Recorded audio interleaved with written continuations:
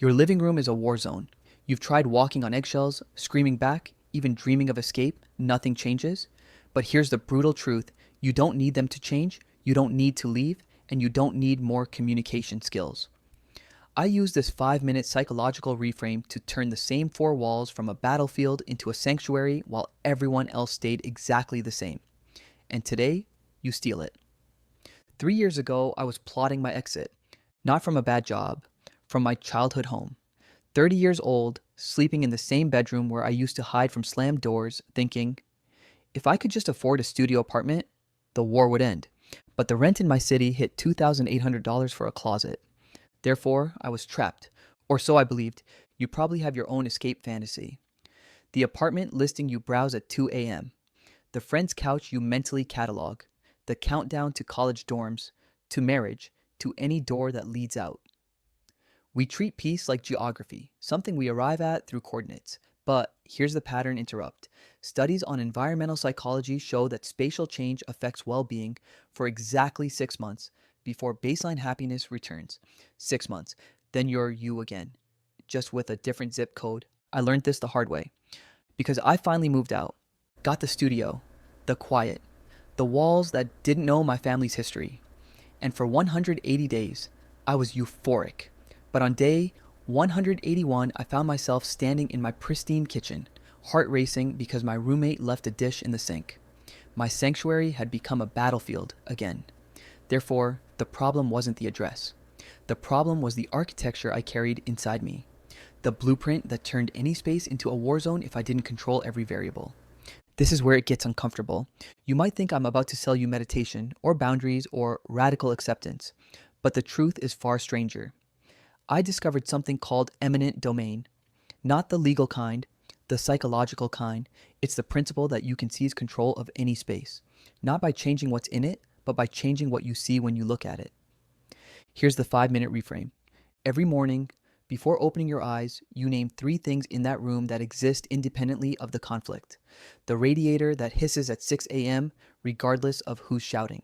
The crack in the ceiling that predates every argument. The window light that doesn't choose who it falls on.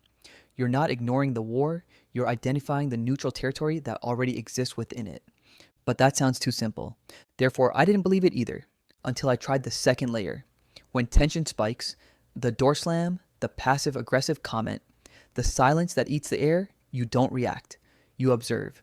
Specifically, you ask, what is this protecting them from? Not excusing. Investigating. Every attack is a defense misdirected. The screaming parent afraid of irrelevance. The sulking partner terrified of need. When you see the fear beneath the fury, the room shifts. You're no longer the target, you're the witness. This changes everything. Because witnessing doesn't require retreat. It requires elevation. You rise 3 feet above the battlefield and suddenly see the pattern. The same loop, the same wound, the same script played out since before you had words. And once seen, it cannot unseat you the same way. But here's what nobody tells you. The hardest part isn't the yelling. It's the hope. The hope that today they'll be different. That your restraint will finally be noticed. That peace will be given to you. Therefore, the real work is abandoning that hope. Not with cynicism, but with sovereignty. You stop waiting for the treaty to be signed. You declare your own borders unilaterally. I did this in that studio apartment. Then I moved back home. Same house, same people, same slammed doors. But I was different.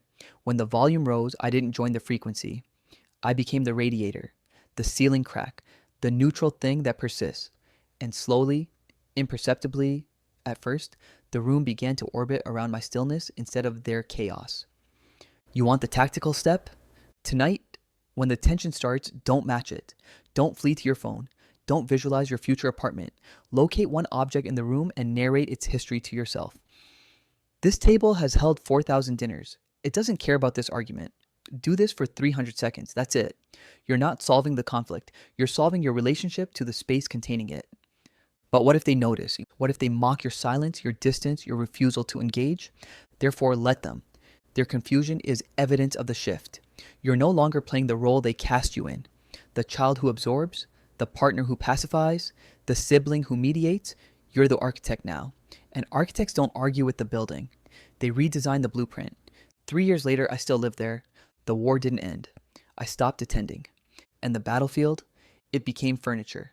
The battlefield was never the room. It was the mirror you refused to look into.